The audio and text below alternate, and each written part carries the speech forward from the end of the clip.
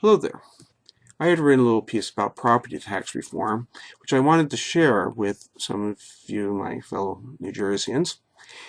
And I had gone to one of the town meetings that our governor holds, and I had tried to share that, but I wasn't called on, so I left a copy of that piece with the governor. And the basic idea was to reform the incidence of property tax, that is, who is actually paying the property tax. I wanted to make it so that the lender would pay for the amount of the unpaid principal, and that would be deducted off of a true value of the property, which I took to be the assessed valuation.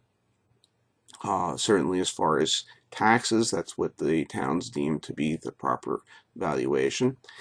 And I then would be subtracting from that the amount that they are still owing on mortgage loan or any other loan that is using the property as a collateral.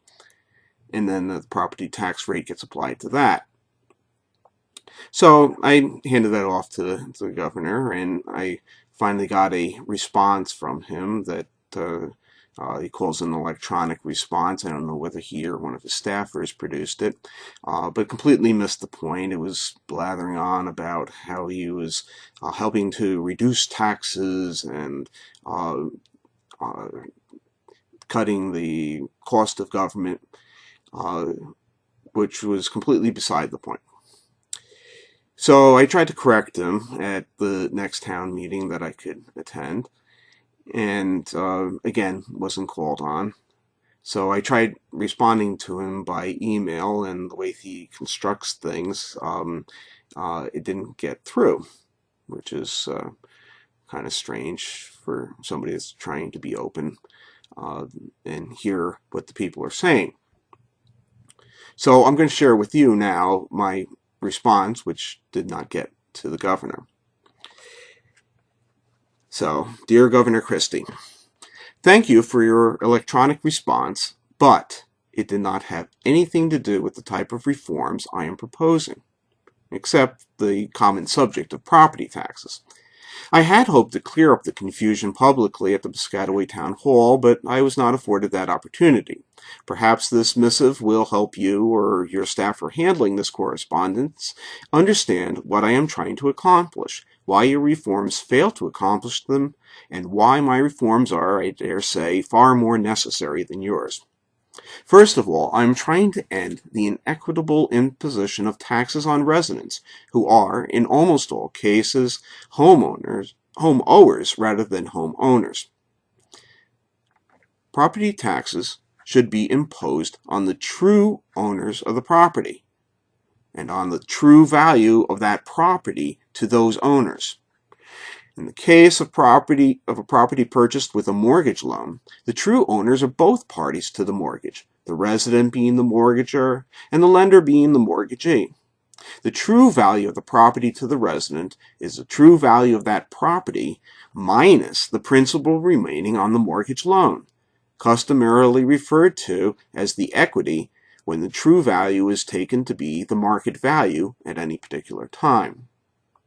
The true value of the property to the lender is the outstanding principal, because that is what is secured by the property as collateral. Therefore, the property tax should be imposed on the lender by applying the property tax rate to the remaining principal of the mortgage loan, and imposed on the resident by applying the property tax rate to the true value of the property minus the remaining principal of all mortgages on that property. If the result of that subtraction is negative, the resident would get a subsidy courtesy of the property tax on the lender. Note that if we cared more about people than debt, we would say that the resident is underwater rather than the mortgage loan, and therefore due that assistance from those other true owners who have been profiting from the excessive mortgage loan. For it is the mortgage loan and the potential mortgage loans used by other bidders for each property, which has inflated the market value of properties to the point where it is rendered useless as a measure of true value. That is why I propose the assessment as a more accurate alternative. Your reforms, estimable though they might be, fail to address this point of equity, being entirely concerned with the size of the property tax rate and the total revenue acquired through the imposition of property taxes.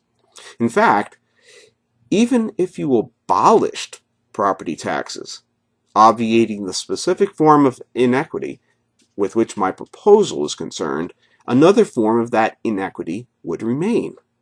The resident would still be paying far more in mortgage loan principal than the property is worth. That would still be the case if you managed to eliminate all government spending without causing complete anarchy and thereby mooting all matters of property and loans. Lastly, your reforms to reduce taxes are a minor matter compared to my reforms to end the indentured servitude of New Jersey residents. Indeed, the reason why New Jerseyans are feeling the pinch of rising property taxes is because they are already heavily burdened by a load of debt, specifically mortgage debt. Your reforms deal with the straw, while mine are concerned with the rest of the stuff on the camel's back. Specifically, my reforms remove a small portion of the load from residents and places it on the mortgage lenders, who have created almost all of the load, thereby discouraging all mortgage lenders from offering loans in excess of the assessed values of the properties. While the average mortgage loan principal is declining, along with house prices, my proposal provides the further relief of removing the straws of property tax payments from the backs of New Jerseyans, thereby subsuming the intent of your reforms. So please then, join me in my reform. Our challenge will not be easy, for our opponents are strong.